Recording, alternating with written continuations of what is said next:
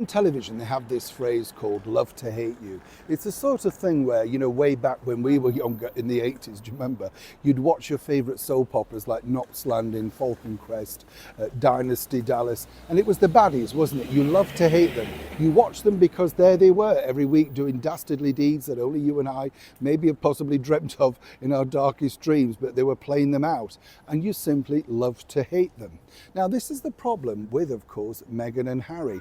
They are that sort of Marmite fixture where basically you either love them or you hate them, but you can't stop watching them because, quite frankly, it is a sort of juggernaut of, well, what can we call it? Life coming off the rails. Seemingly they had everything at their disposal. Now, with each carriage careering on, what you're actually seeing is wondering as well which carriage will be left on the tracks. And that's really behind the scenes what's happening with their latest productions.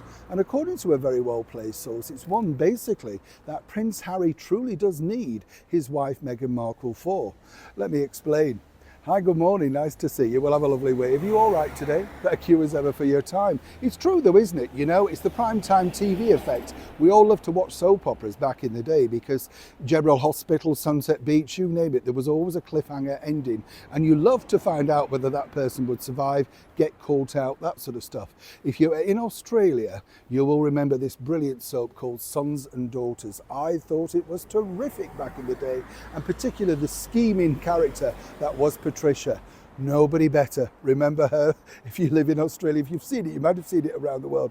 Brilliant. Now, this is the problem, of course, facing none other than the former well known as Prince Harry, the Duke of Sussex. Is now said to be dire polo show, which he's made for Netflix as part of their deal. Well, once again, as we all know, it's one of those sports that is kind of, well, there you go. You either like it or you don't. It's very much an elitist sport, very expensive. And yes, it's going to give a window of the world of how that works. Now, according to sources, Netflix bosses have seen it and said, right, well, okay, now they want edits. And I told you recently about how they wanted more drama, more sort of, bang, as it were, basically to try and spin it up a bit.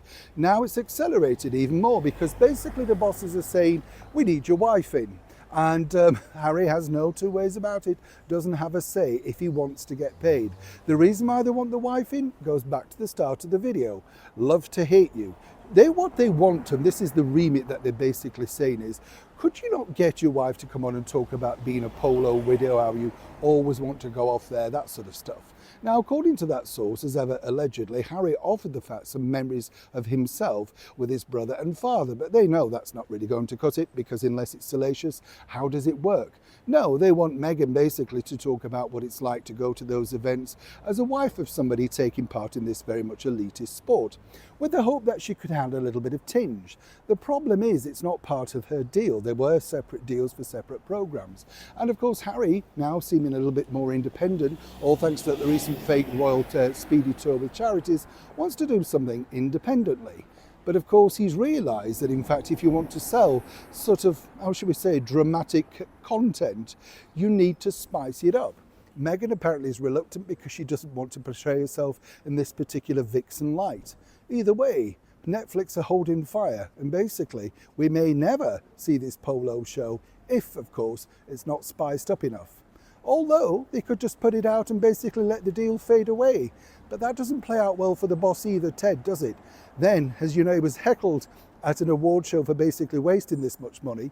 And now, if this flops along with Meghan's cooking show, it surmises, of course, what everybody said, doesn't it? Not exactly a great leader.